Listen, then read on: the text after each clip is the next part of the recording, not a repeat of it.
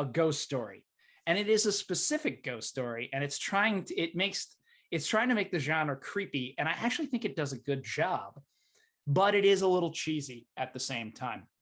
It's kind of in the same vein of the Hammer horror films made by Christopher Lee when he was playing Dracula and things like that. It's trying to sort of weave all the tropes in together that at the time were new. Definitely this, enhanced sense of horror, trying to lay down the dread the whole time, a little bbit more gore with this really bright red paint blood that they would do. If you ever watch the old Christopher Lee Dracula movies, like that red is just, it's not blood, it's red. It really pops on the camera and it really makes up for it. And the plot is a group of paranormal investigators brought into this house that has this history of, all these, of sadism, of necrophilia, of cannibalism, satanic worship. So there's all this bad juju that's supposed to have been going around. And you have the one lead scientist who sort of believes that there's a natural reason for everything and that he can solve the problem naturally. And he has a couple of different mediums that are with him coming in to help cleanse the house, including one played by the character's name is Ben Fisher, but it's played by Roddy McDowall. Again, just one of these great actors that never quite gets as much credit. Oh, he's awesome. Never quite gets as much credit as he really deserves, I think. I always think of him in Planet of the Apes, but there's just something, he just always gives such a sincere performance. And this movie has these practical effects of tables bouncing up and down and things flying off the table and almost hitting people like knives. You have a possessed cat that at one point scratches a woman, that just complete with sound effect and all of it. Because I feel like because it's the 70s, they went into this one place that I've never seen any other movie do. But there is a possession by a spirit because one of the mediums believes that she's trying to help the spirit of the sort of sadists. He's a billionaire sadist. He's a rich sadist, of course. So really, if we updated this, it would be Mar-a-Lago now. It's that idea of all this like terribleness going on, and there was this son that was supposedly innocent in all of it, and she's trying to help him out. And she ends up becoming possessed by him. And this is where it becomes the guilty pleasure. And I can't even believe I'm going to describe this scene even just mildly. But the ghost talks himself into having sex with her, which is still why this was needed, because 1973, that's why. It just, it's like, what taboo can we break and how can we push that particular edge? Though I have to admit, all these years later, I have seen an interview. It's out there with a woman who claims to be engaged to a ghost right now. I don't know if anyone has seen that right now. I'll put it in the episode description. And yes, that's a fully intimate relationship according to her. Aww. So, all right, I guess it's possible. But that was the first time I'd ever seen anything like that, even proposed in a film, even on the idea of it. It just made my jaw drop. I kind of almost laughed. I kind of was almost scared, but it's like I say, it's this cheesy movie that does maintain this creepy little environment in it the entire time. It's written by Richard Matheson, who also wrote a piece called I Am Legend, which was made into The Last Man on Earth, and then Omega Man, and then I Am Legend. One of my favorite novellas as a kid, of course, the idea of the whole world being vampires in the last world. So that probably adds a little more gravitas to it. It just keeps it holding together a little bit, because I think he's a really good writer. He wrote the screenplay and the novel that it was based on, so he was sort of able to keep some of that source material to really where he liked it. It just it really still holds together, and it is still just one of those films worth watching. It's a little hard to find. You may have to rent it. You may have to pony up a few bucks for it, but I will still say I really highly recommend it. It's just a very well little put together film that it hasn't totally aged well, but it's not as terrible as you could think. You could see them doing an update of this and it wouldn't be so far out. I don't right, so everyone's in some turtleneck sweaters, no big deal. There's some 70s or some of those nice blazers with the elbow patches on. I mean, all right, the 70s will have their high fashion back again one day. That's all I'm saying. But I still, I put that, sort of front and center on my little guilty pleasure list, because it is just a wild ride. It is just a truly kind of cheesy movie. But I think in the end, it holds up just well enough. It's just one of those things you can look past. Maybe the closest I could bring to it is like 13 Ghosts, before there was a 13 Ghosts, which is, that movie. I don't know if that's a guilty pleasure movie or it's just guilty. I'm not sure, but I'm not necessarily a judge. Well, all right. So there we go. That's my entry into the evening here. But I would, because I remember there was a zombie movie where a girl fell in love with a zombie. Well, I didn't really dig the premise, but the zombie ghost thing, passing Patrick Swayze. I think there's still a lot of material there. It has there's a lot of possibilities there, like. Why can't Swayze get love? What's that? Why can't Swayze get love? Wow, true. Yeah, but you know what I mean? I like the Righteous Brothers too.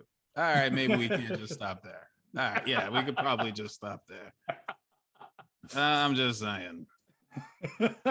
And they kind of didn't know what they mostly wanted to make that a love story. So nothing wrong with that. But we had that sort of moment of terror with the shadow people coming out of the corner. We tried to make it just a little scary around the corner. Yeah. And keep to the standard Judeo-Christian values there. Just, that warning of, make sure to be good. Don't kill your business partner and then try to steal Demi Moore from him after he's dead. And so, which one was better, High Spirits or Ghost? High Spirits. Remember High Spirits? High Spirits. It was with the great Steve Guttenberg. Yes, it was. The legend. And Liam Peter Neeson. O'Toole. Peter O'Toole was in it. Yes. Peter O'Toole was in that. Beverly D'Angelo. Just an all-star cast. Again, Peter O'Toole showing up saying exactly how many hours is this going to take. Right. Right. And I remember it just breaking out into an all-out human ghost orgy. So clearly the subject is there to be explored nevertheless. But like I say, well, with that kind of an introduction, I don't know how Amelia feels going in the batting second tonight, putting her in the hot seat and seeing what she's brought with us tonight on her guilty pleasure list. Swing it. Well, I don't know if I could speak as eloquently about my picks, but so my first one, I have to say, as a suburban girl who ended up in art school, is going to be The Craft. That is, if you were 16 and weird, there was never a moment. No, none of us, we all tried to get the pencil to float at our desk, right? Like spacing out during math class, like trying to get that pencil to stand straight up. So that's definitely like number one for me. Or when they get off the bus and they're like, the bus driver's like, girls, like, you be safe out there. Don't talk to any weirdos. And they turn around. They're like, we are the weirdos, mister. Like, I've repeated that a million times. So that for me will always be number one. Then, going into like bad horror movies, because that's what I love. I love, like, you have your like people talk about like B-level horror movies. I like the F level. So, American Poltergeist, that came out, I want to say in like 2015, 2014. I found it on Netflix one time. It is the worst movie I've maybe ever seen. I've seen it 3 times. I still don't know exactly what's going on, but I love it.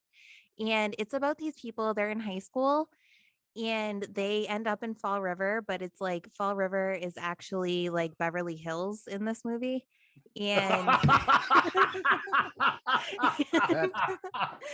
that'll throw you. That's the biggest trick right there. And then they're all dressed like, it's like the acting and like the attire it's almost like you're watching like a soft core like porn movie, but no one's like having sex, no one's hooking up. It's just awful acting and like really, really provocative outfits.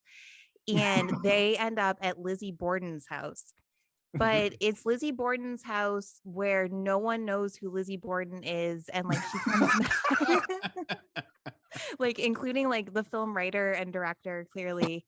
And Lizzie Borden comes back as like this like huge monstrous like old person with like I think like let's see like green hair or like or like it's just like neon colored Oh and my it's a God, this wild sounds ride. amazing. It is a wild ride. Oh my Um God. That just I'm on it. you had me at Fall River and then making yeah. fun of, like Beverly Hills, which granted some of us, some of us listening to the podcast are locals, but others are not. Trust us, folks. It's not Beverly Hills. No. Look, it's So all about what time of day you get there. Like there's it's the magic hour. It's one of the 24. If you hit it the right time at the It's angle of Main Street, it's totally Beverly Hills. it's one of those cities where you will absolutely see a tube TV in a shopping cart, no matter how many times you go. There's not a fall or a river, kids. I'm sorry. That just sounds like an incredible movie, though. Now I got to go watch it. So yeah, it's a wild ride for sure. And then Army of Darkness, that's I mean a classic of all classics. That is just it's too much. I mean, that's like the most amazing one. I remember watching that one for the first time and just my mind being like blown of like what is going on. And so yeah, those would be mine. I feel like I would be, remiss. I have to say it anytime someone asks me about haunted movies to bring up Hell House LLC, which Josh, you brought up like not really a guilty pleasure so much as just a good movie. But that movie has stuck with me in ways that like no other one does. So the premise of that is these people, they buy this abandoned haunted house. It's a real haunted house. But they don't really believe it's haunted. So they turn it into like a fun haunted house. And it's this company and they go around the country and this is what they do. They create, but it's really haunted and the ghosts kind of take over. So now, you watch it, it's an all right movie. It's good. It's a good movie, but it sticks with you every time. Now I'm in like a fun, like House of Mirrors, or even I was in a fun haunted house that was in an actual haunted house 2 nights ago with my cousin. And I'm just looking around and it's like, maybe something will like be real and kill us. But it's wild. So that is, those are my picks. now, had you seen? A couple things. I totally agree with you with Hell House LLC. I think it was a great movie. I stumbled across it last Halloween. Just happened to, I try and binge watch the horror this time of year. It's just as natural to form. So I had never seen it. And there's just a bit with a dude poking his head out from underneath the covers that will change your life. That's all I have to say. And it's like, it is something, it's exactly what you think it is. And it's exactly that nightmare you've had. So I think that was what was so good about it. But when you going back to Army of Darkness, had you seen the other Evil Deads when you watched that? Yeah. And I think that's kind of what makes Army of Darkness the best, is because it's like, what just happened? I watched when I watched them all together, I started with the first one, and like we had one of those nights that kind of went like from beginning to end. We did the whole trilogy, but we were kind of at that age where we were also experimenting with some other things, not just like horror movies. So by the time you get all the way to the third one, you're already like eyes wide, like what is going on? Whoa. Dude, did we just time travel? It definitely, yeah. It take because I just didn't know if you had the context that you did, and I, in all this and enjoying this show and doing this, and part of the reason we arrived at this show in this particular format was actually Rashawn pointing out this is the stuff we like to talk about, and we just like to make jokes and talk shit about stuff. So might as well just go with what we're good at.